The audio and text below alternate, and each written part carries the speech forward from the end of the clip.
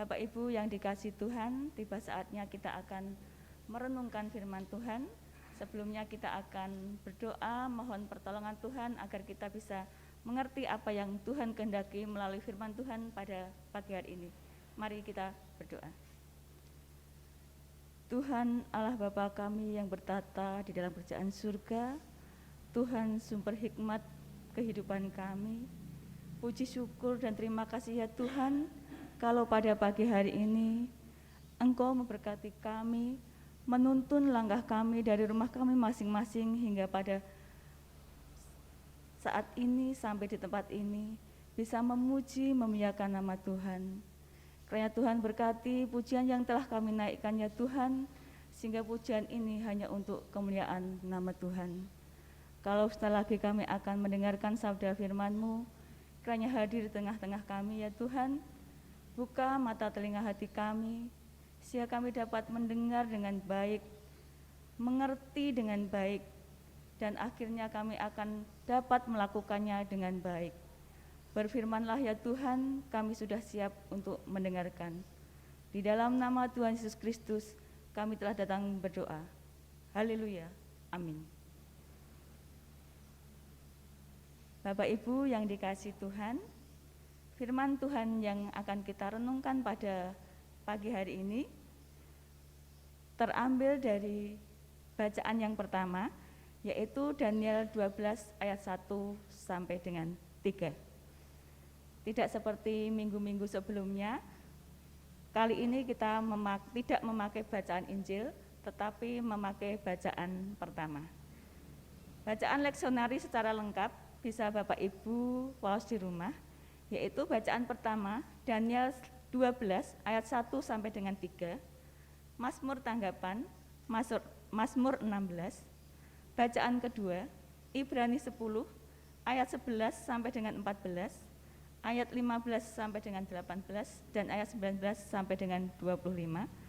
Sedangkan bacaan Injil Markus 13 ayat 1 sampai dengan 8. Saya akan membaca Daniel 12 ayat 1 sampai dengan 3. Pada waktu itu juga akan muncul Mikael, pemimpin besar itu, yang akan mendampingi anak-anak bangsamu, dan akan ada suatu waktu kesaksaan yang besar, seperti yang belum pernah terjadi sejak ada bangsa-bangsa sampai pada waktu itu. Tetapi pada waktu itu bangsamu akan terluput, yakni barang siapa yang didapati namanya tertulis dalam kitab itu. Dan banyak dari antara orang-orang yang telah tidur di dalam debu tanah akan bangun, sebagian untuk mendapat hidup yang kekal, sebagian untuk mengalami kehinaan dan kengerian yang kekal. Dan orang-orang bijaksana akan bercahaya seperti cahaya cakrawala, dan yang telah menuntun banyak orang kepada kebenaran seperti bintang-bintang tetap untuk selamanya. Demikianlah firman Tuhan. Yang berbahagia adalah mereka yang mendengarkan firman Tuhan, yang memelihara di dalam kehidupannya. Haleluya. Haleluya. Haleluya. Haleluya.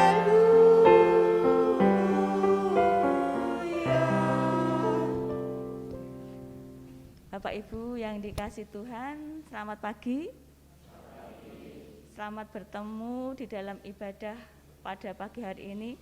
Sukacita Bapak Ibu? Amin. Amin. Firman Tuhan yang akan kita renungkan pada pagi hari ini diberi judul Tetap Taat. Tujuannya adalah agar jemaat selalu termotivasi untuk memperjuangkan komitmen hidup yang taat kepada Tuhan di tengah kehidupan keagamaan yang penuh kemunafikan. Bapak, Ibu, dan saudara yang dikasihi Tuhan, taat menurut Kamus Besar Bahasa Indonesia berarti patuh, senantiasa tunduk. Patuh dan senantiasa tunduk berarti patuh dan tunduk pada suatu aturan ataupun perintah. Suatu aturan dibuat untuk mengendalikan seseorang dengan batasan-batasan tertentu agar menjadi lebih teratur, nyaman, dan aman. Tetapi saat ini ketaatan menjadi sesuatu yang agak langka. Manusia cenderung bersifat egois, sakarepe dhewe, semaunya sendiri, tidak memikirkan orang lain, hanya memikirkan diri sendiri, melakukan sesuatu sak senenge dhewe, tidak memikirkan apakah yang dia lakukan merugikan orang lain ataupun tidak. Bahkan kalau saya pernah mendengar suatu kalimat, peraturan dibuat untuk dilanggar. Miris Bapak Ibu. Padahal peraturan itu dibuat untuk menata agar kehidupan itu lebih baik. Tetapi ada yang menyatakan bahwa aturan itu dibuat untuk dilanggar. Begitu mirisnya. Saya akan memberikan contoh nyata di dalam kehidupan kita saat ini. Saat ini kita masih diberlakukan PPKM, pembatasan kegiatan masyarakat berskala besar. Tetapi apa yang terjadi Bapak Ibu? Banyak yang melanggar aturan ini, baik itu secara personal maupun secara organisasi.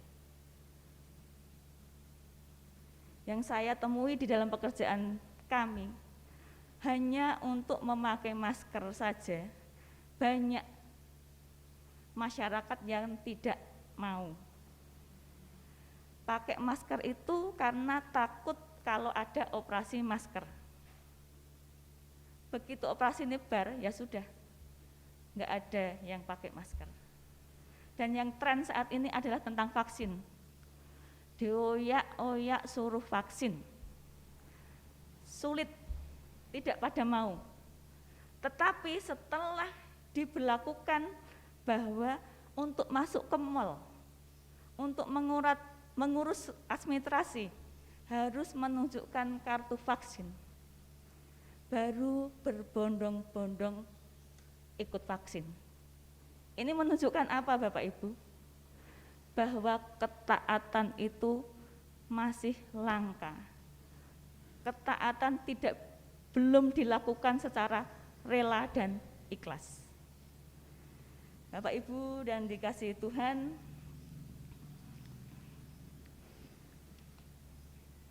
keadaan saat ini, kalau Bapak Ibu rasakan tidak semakin mudah, tetapi semakin sulit. Akibat pandemi COVID-19, keadaan ekonomi sulit, keadaan kesehatan sulit, dan timbulnya bencana alam.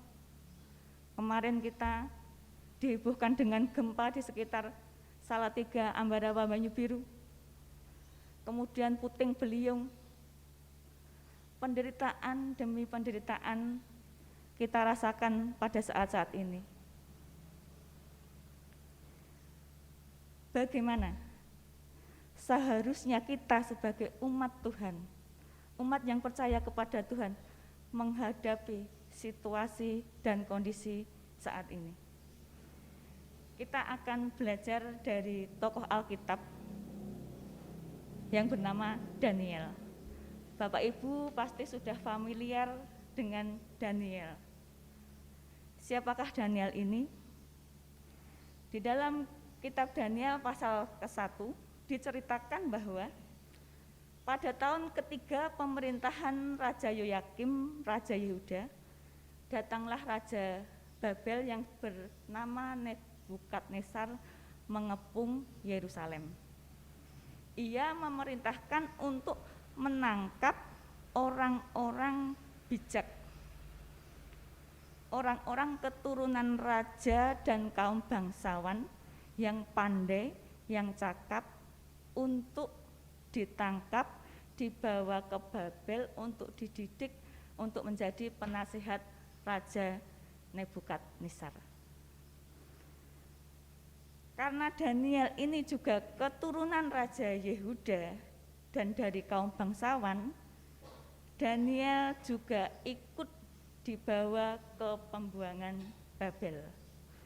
Daniel bersama ketiga temannya, Hanaya, Misael, dan Asarya, yang kita kenal sebagai Sadrah, Mesah, dan Abednego, dilatih di negeri Babel oleh pemimpin pegawai istana yang bernama Aspenas.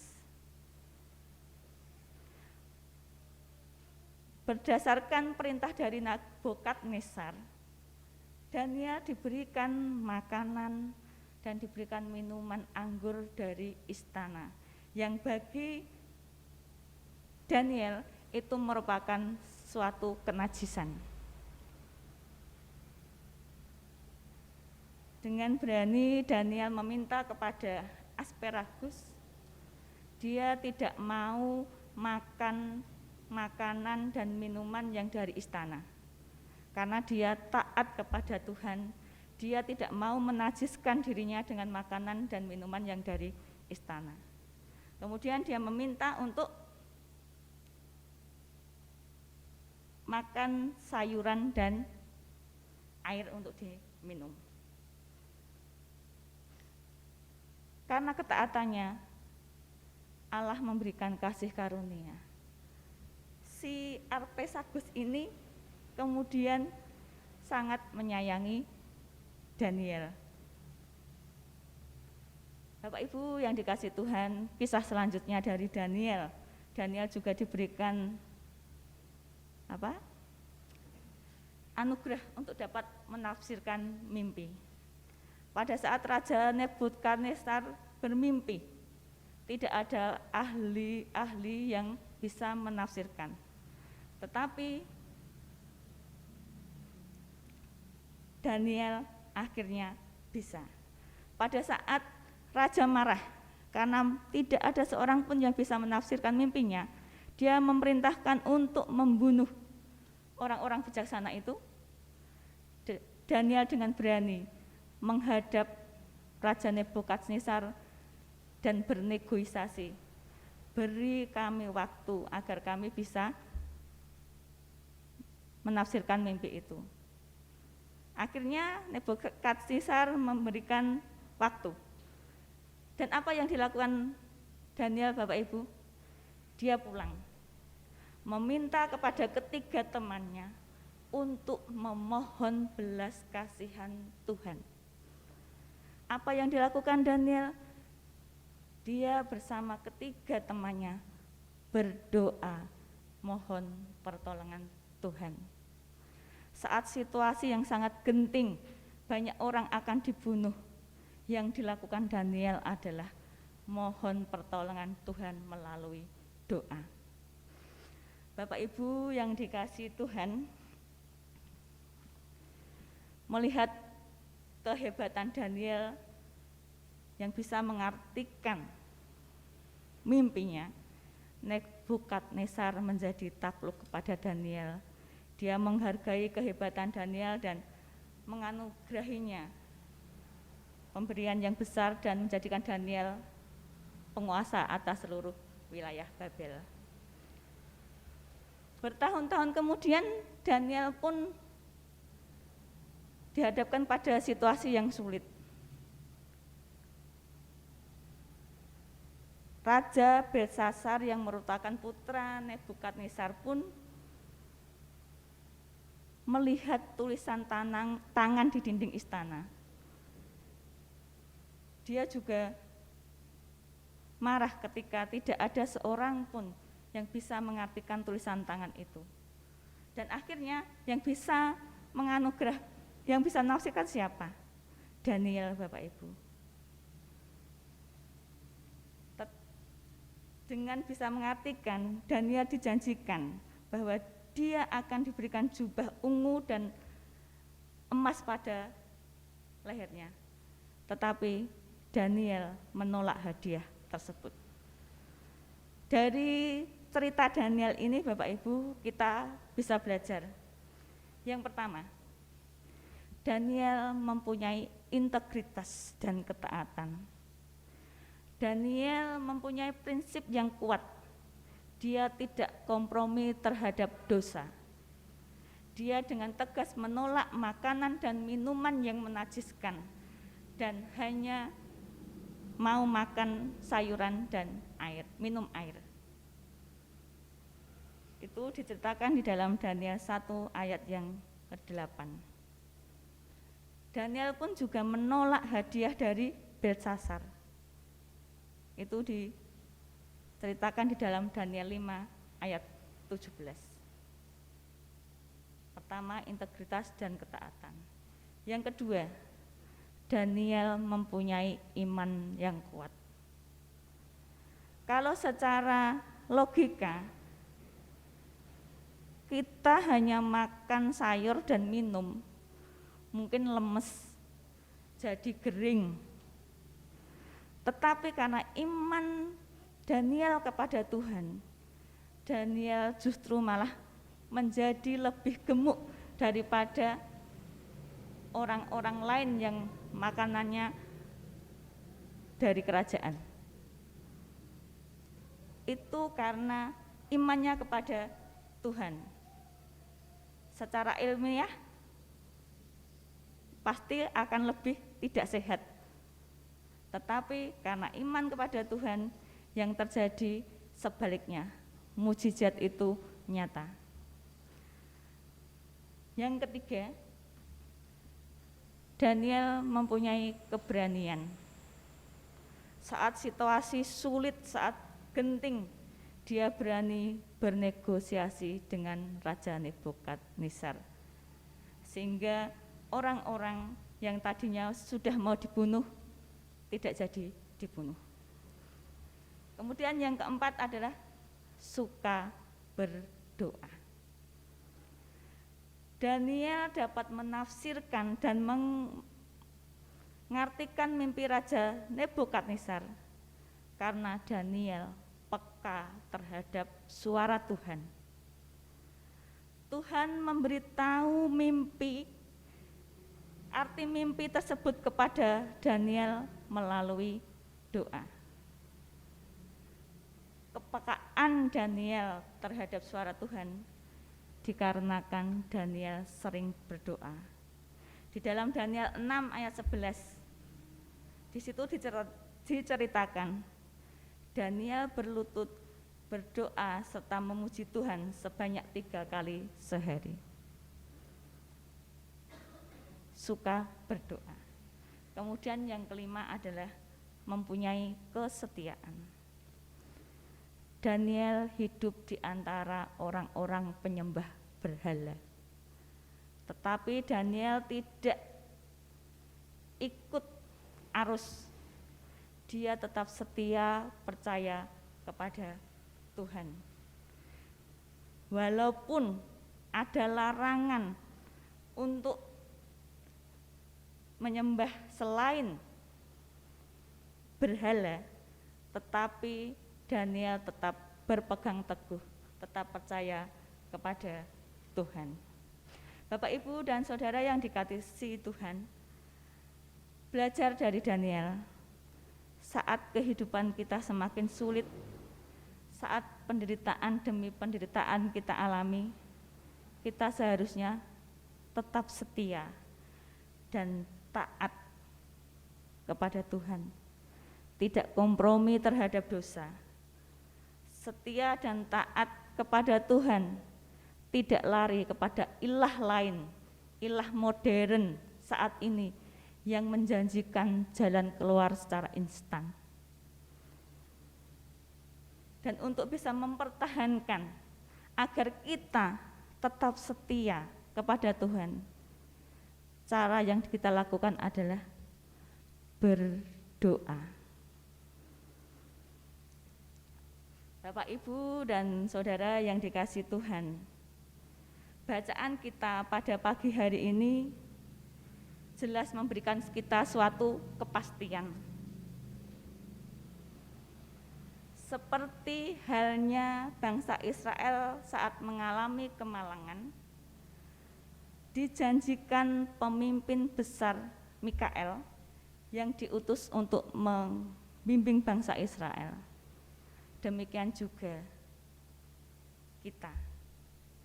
Asalkan kita taat, seberapapun penderitaan bangsa Israel, seberapapun penderitaan kita, Allah berjanji melindungi, bahkan melepaskan mereka dari penderitaan. Itu tertulis di dalam pasal 12 ayat yang ke-1. Pada waktu itu juga akan muncul Mikael, pemimpin besar itu, yang akan mendampingi anak-anak bangsamu, dan akan ada suatu waktu kesesakan yang besar, seperti yang belum pernah terjadi sejak ada bangsa-bangsa sampai pada waktu itu. Tetapi pada waktu itu bangsamu akan terluput, yakni barang siapa yang didapati namanya tertulis dalam kitab itu. Tertulis dalam kitab itu artinya orang yang taat. Asalkan kita taat, Tuhan berjanji melepaskan, meluputkan, tetapi pada waktu itu bangsamu akan terluput. Bapak, Ibu, dan Saudara yang dikasihi Tuhan, syaratnya kalau kita akan lepas dari penderitaan adalah ketaatan. Dan itu sudah dijanjikan Tuhan. Tuhan menjanjikan kelepasan kepada kita dari penderitaan. Tetapi kelepasan itu tidak diberikan kepada semua orang. Hanya kepada orang-orang yang taat, orang-orang yang tertulis di dalam kitab perjanjian itu. Bapak, Ibu yang dikasihi Tuhan, dari sini kita bisa melihat upah dari ketaatan begitu luar biasa. Tuhan menjanjikan hidup yang kekal di dalam ayat yang kedua. Dan banyak dari antara orang-orang yang telah tidur di dalam debu tanah akan bangun, sebagian untuk mendapat hidup yang kekal, yang sebagian untuk mengalami kehinaan dan kengerian yang kekal. Yang mendapat hidup yang kekal adalah yang taat. Berarti yang tidak mendapat hidup kekal, yang mengalami kehinaan dan kengerian yang kekal adalah yang tidak taat. Bapak, Ibu, dan yang dikasihi Tuhan, sangat jelas setia dan tekun yang mewujud di dalam ketaatan haruslah menjadi sikap hidup kita sebagai orang yang percaya kepada Tuhan. Dalam segala keadaan, baik itu susah, baik itu senang, tidak ada yang tidak bisa menjadi alasan untuk kita taat kepada Tuhan. Justru di tengah kesulitan, apabila kita taat, akan datang pertolongan Tuhan yang luar biasa. Mujizat akan terjadi kepada orang yang tetap berharap kepada Tuhan. Dan yang kedua, Bapak, Ibu, untuk memelihara ketaatan itu, marilah kita selalu berdoa, menjaga keintiman kita dengan Tuhan. Karena pengenalan secara pribadi kepada Tuhan membuat hati kita tenang. Dengan ketenangan hati kita dapat menghadapi penderitaan itu dengan ucapan syukur. Dan ketaatan di sini, Bapak, Ibu, bukan hanya tentang rajin beribadah, rajin pelayanan. Karena saat ini banyak kemunafikan. Seolah-olah orang saleh, rajin beribadah, rajin pelayanan, tetapi hidupnya di belakang gereja penuh dosa. Jadi ketaatan di sini harus mewujud di dalam kehidupan kita sehari-hari. Di dalam Matius 6 ayat 24 Tuhan berfirman, kamu tidak dapat mengabdi kepada Allah dan kepada Mammon. Artinya bahwa saat kita mengambil keputusan untuk percaya hanya kepada Tuhan, kita harus total. Tidak bisa kita hanya setengah-setengah. Bilang percaya kepada Tuhan, tetapi kita juga masih melakukan dosa. Kalau kita percaya kepada Tuhan, kita cut dengan dosa. Kalau kita berdosa, kita cut dengan Tuhan. Jadi tidak bisa setengah-setengah. Bapak Ibu yang dikasihi Tuhan, sekiranya kita menjadi umat yang tetap setia dan taat di segala pencobaan kehidupan kita. Karena Tuhan kita adalah Tuhan yang setia dan kasih-Nya kekal selama-lamanya. Tidak ada rencananya yang gagal. Semua indah pada waktunya. Tuhan memberkati. Amin. Saat teduh bagi kita.